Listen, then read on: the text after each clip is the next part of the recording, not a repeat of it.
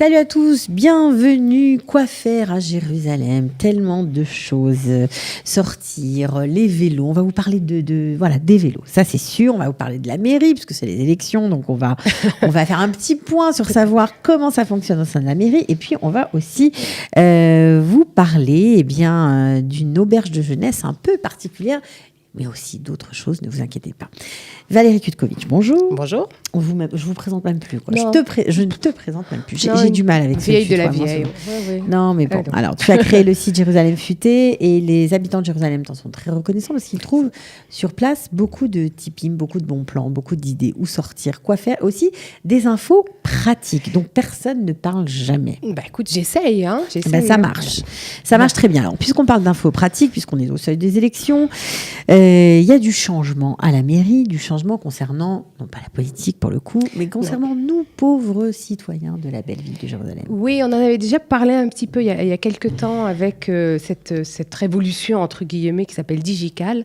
Donc, de faire de plus en plus de choses directement par ordinateur. Je ne sais pas si tu te souviens, on avait montré un film rigolo où ils se débarrassaient tous de leur fax. C'était fini, ils en faisaient plein de choses rigolotes. On peut le répéter d'ailleurs, on peut vous envoyer désormais par email des documents. Ils sont obligés. Voilà. C'est formidable. Voilà. Et donc, il y a à partir de tout de suite, ça s'est mis en place il y a quelques jours.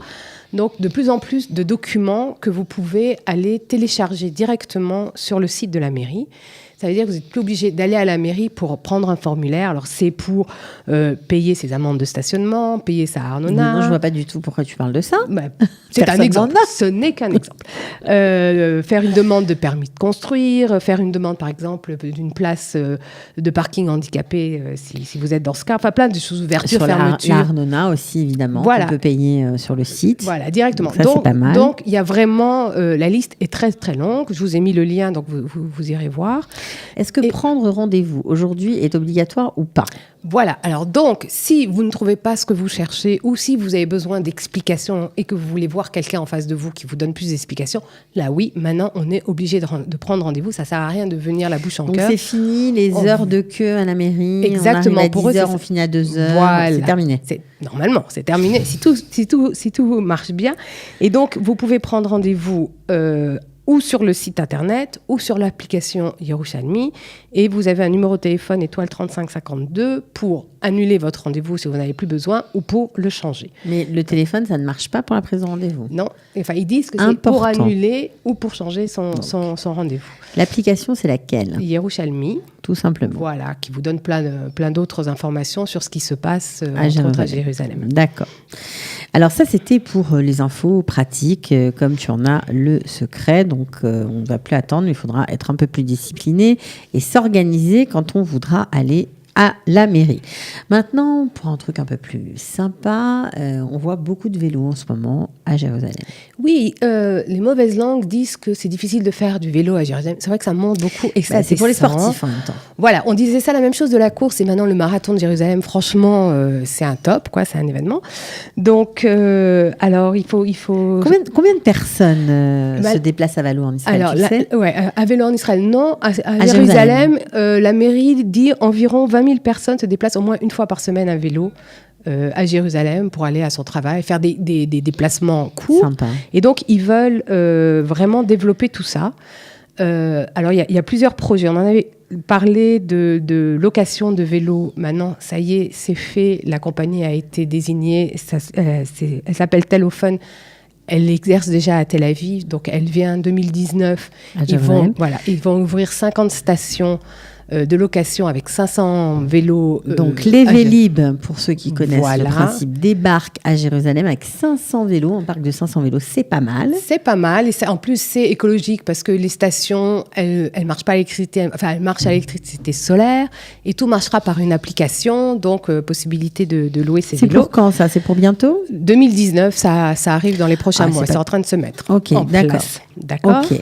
Et puis, il y a un nouveau programme donc, pour augmenter le nombre de pistes cyclables et pour relier les différents quartiers. Ça va passer sans doute une photo donc, de ce qui devrait être... Combien de pistes cyclables existe-t-il déjà à Jérusalem ? Il y en a, alors ça dépend des chiffres, parce qu'on voit des chiffres un peu différents. Il y en a, je dirais, une soixantaine de kilomètres. C'est-à-dire il y a 4 pistes cyclables vraiment définies, qui sont... Une de la Tarana à Emek Hatzvaïm, une de la première gare aux Eaux, une de la première gare à En-Levan et une piste circulaire autour de Jérusalem qui fait 42 km. Ensuite, dans les quartiers, il y a des petits bouts de pistes cyclables par-ci, par-là, etc. Mais leur but, c'est vraiment de relier tout ça d'ici 2023. Donc, chaque année, dans les différents quartiers, je crois que je vous ai mis la liste par année. Donc, de relier toutes les pistes cyclables entre elles. Voilà, vraiment de faire un réseau de pistes cyclables à Jérusalem qui soit donc protégé. Parce que c'est ça aussi, faire des pistes cyclables, c'est donc protéger les vélos du reste de l'environnement. Voilà, exactement. On va voir la carte peut-être. Voilà, c'est celle-là. À l'écran. Voilà. Donc ça, là, c'est ce qui devrait être en 2023. Bon, c'est chouette, ça va être vraiment... on va pouvoir faire du tourisme, de l'écotourisme. Oui, il faut savoir que donc ça va être fait. Juste pour ceux qui aiment beaucoup faire du vélo, le même projet, il va y avoir une piste qui va être terminée entre le Mont Hermon et Eilat, 1200 km, rien qu'à vélo. Ils sont en train de finir, il y a la moitié qui est déjà faite d'ici 2-3 ans, le reste sera complété. Et donc, on pourra aller vraiment du nord au sud en vélo. Donc ça c'est chouette. Ça va faire des heureux, c'est sûr. Alors, on a parlé de ces projets. Un autre projet qui concerne aussi le vélo, c'est Google Maps qui rajoute une application. Voilà, ça vient d'être mis en place. Donc, Google Maps en Israël, a décidé de rajouter l'application pour les vélos. C'est-à-dire que jusqu'à présent, vous disiez, je vais aller d'un point A à un point B. Alors, vous précisiez si vous étiez en voiture, en avion, même en avion, à pied ou en autobus. Enfin. Et maintenant, vous pouvez préciser si vous le voulez en vélo. Et donc, c'est super sympa. Voilà, à Jérusalem, ils vous disent, pour aller de là à là à vélo, il y a plusieurs possibilités. Ils incluent évidemment les pistes cyclables, ils essayent un maximum de vous faire passer par les pistes cyclables qui existent déjà, et sinon par les rues, voilà. Ils vous disent, alors ce qui est super sympa aussi avec Google Maps, c'est que ça vous dit le dénivelé. Parce qu'à Jérusalem, c'est quand même important. Ça va vous dire, si vous passez par là, ça descend beaucoup. Si vous passez par là, c'est plus... sympa. Voilà, donc c'est des choses. Et pour une petite dernière info pour les fondus de vélo. L'année dernière, il y avait eu la première édition du Grand Fondo New York.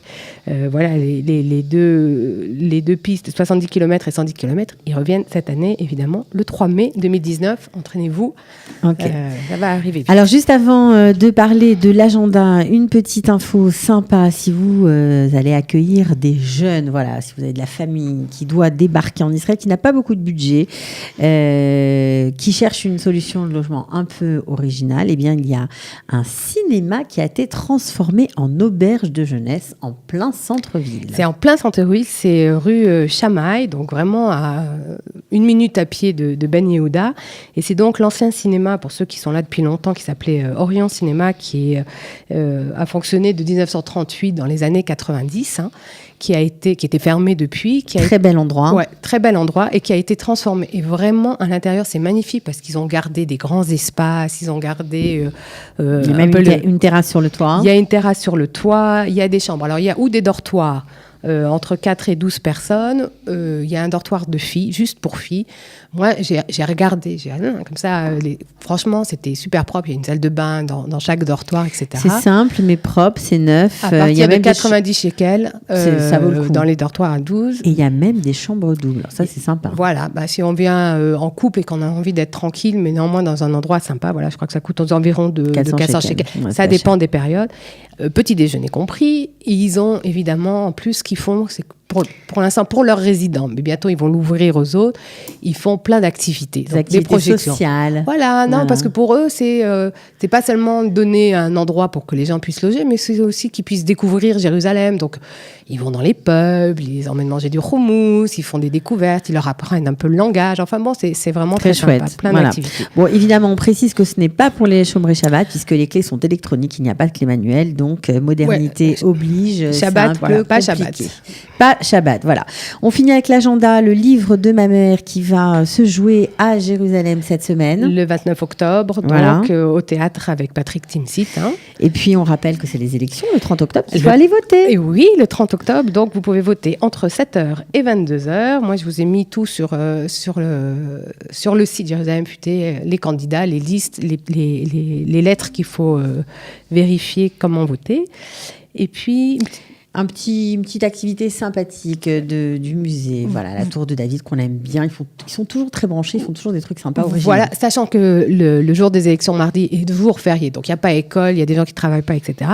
Et ben, si vous allez à la Tour de David, vous pouvez, alors il y a 2 choses, vous pouvez glisser aussi un bulletin dans une urne qui sera devant avec votre nom et essayer de gagner des tickets pour leur spectacle Son et Lumière qui est très très beau. Et si vous venez avec un selfie de vous en train de voter, ben, vous avez ces tickets 1+1. 1+1, ça pour vous payez rentrer. Une place et vous en avez une gratuite. Voilà, sympa. Merci beaucoup. De rien. Voilà. Et alors, on ne vous demande pas pour qui vous allez voter, mais allez voter. On sait que vous allez aller voter. Très bien. Ciao. Au revoir.